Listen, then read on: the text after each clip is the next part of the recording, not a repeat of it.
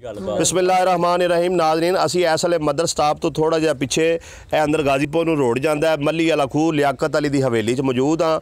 राती इत्थे वारदात हुई है और इस माड़े बंदे दे जिहड़ा छोटे वड्डे टोटल 15 डंगर लै गए ने और जिस हवेली च खड़े हाँ ये भी जगह किसे दी है। मामला की होया है इत्थे जिहड़े अपना नेड़े तेड़े रहने वाले लोग ने उन्हां नूं पुछने आ जी।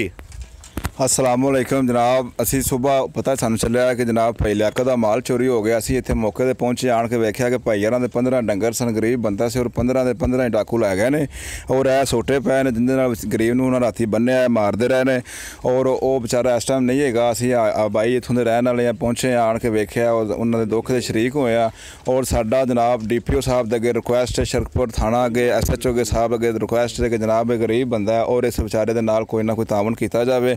इनका पहले भी माल चोरी हो गया 4-5 साल पहले, तो किसी ने इनकी मदद नहीं की थी।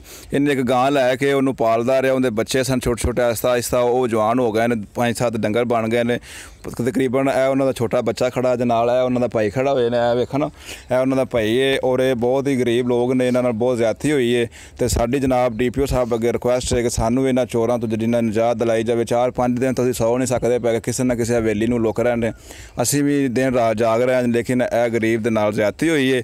असीं पहुंचे हैं भाई यार इत्थे नहीं है जनाब DPO साहब अगे भी साडी रिक्वेस्ट है कि मेहरबानी करके इस माड़े बंदे दे नाल कोई ना कोई तावन किया जाए। नाज़रीन, ए उस लियाकत अली दी जुत्ती है, ए तुसीं वेख सकदे हो कि किवें दी जुत्ती पा के बेचारा गुजारा कर रहा सी। ए वो रस्सी है जिंदे नाल लियाकत अली नूं राती जिहड़ा जोड़ के, ठीक है जी, ते ए सोटियां नाल जिहड़ा ए सोटे नाल लैके आए सन, इन्हां नाल मारदे रहे ने और एक जिहड़ा सोटा है उहदे सिर च भी लगा है। और ਜਿਹੜੇ ਇੱਥੇ ਨੇੜੇ ਤੇੜੇ ਦੇ ਰਹਿਣ ਵਾਲੇ ਲੋਕ ਨੇ ਉਹ ਦੱਸਦੇ ਨੇ ਕਿ ਇੱਕ ਡੰਗਰ ਜਿਹੜਾ ਉਹਨੇ ਲੈ ਕੇ ਤੇ ਉਹਨੂੰ ਪਾਲਣਾ ਸ਼ੁਰੂ ਕੀਤਾ ਸੀ ਤੇ ਉਹਦੇ ਤੋਂ ਅੱਗੋਂ ਅੱਲਾ ਨੇ ਭਾਗ ਲਾਏ ਔਰ ਆਹਿਸਤਾ ਆਹਿਸਤਾ ਸਾਰੇ ਡੰਗਰ ਬਣੇ।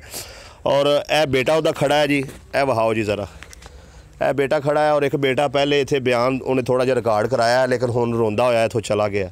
ਜਿਹੜਾ ਮਾੜਾ ਬੰਦਾ ਹੁੰਦਾ ਹੈ ਉਹਨੂੰ ਜਿਹੜੇ ਆਪਣਾ ਮਾਲ ਮਵੇਸ਼ੀ ਨੇ ਉਹ ਆਪਣੇ ਬੱਚਿਆਂ ਤੋਂ ਵੀ ਜ਼ਿਆਦਾ ਪਿਆਰੇ ਹੁੰਦੇ ਨੇ। ਔਰ ਤੁਸੀਂ ਹਵੇਲੀ ਵੇਖ ਸਕਦੇ ਹੋ, ਇਹ ਵਹਾਓ ਜੀ ਜ਼ਰਾ ਖੁਰਲੀ, ਇਹ ਹਵੇਲੀ ਸੀ जिथे सारे डंगर जड़ा वो राती बजे सन।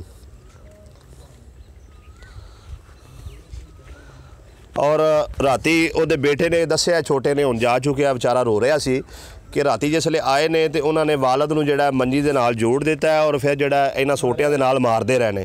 और उस तो बाद जिहड़ा ये डंगर जिहड़े ने उन्होंने इत्थों कड्ढे ने और वालद साहब नूं जिहड़ा इन्हां लियाकत अली जिहड़े सन उन्हां नूं उस मंजी दे नाल ही बन के ते चले गए ने, ठीक है जी। तो सुबह जिमें किमें फिर कोई राहगीर आया है, जिमें भी मामला होया है और उस तो बाद जिहड़ा वो बेचारा मंडियां नूं निकल गया है तो अपने जानवरों की तलाश च।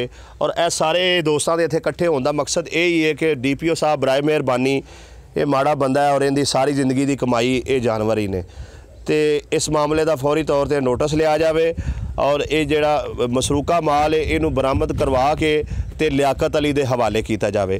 और जितने दोस्त ये वीडियो वेख रहे हैं सारे के गुजारिश है कि वीडियो नू ज़्यादा तो ज़्यादा शेयर करो, कमेंट च अपनी राय का इजहार करो ताकि लियाकत अली जिहड़ा इनू इंसाफ मिल सके।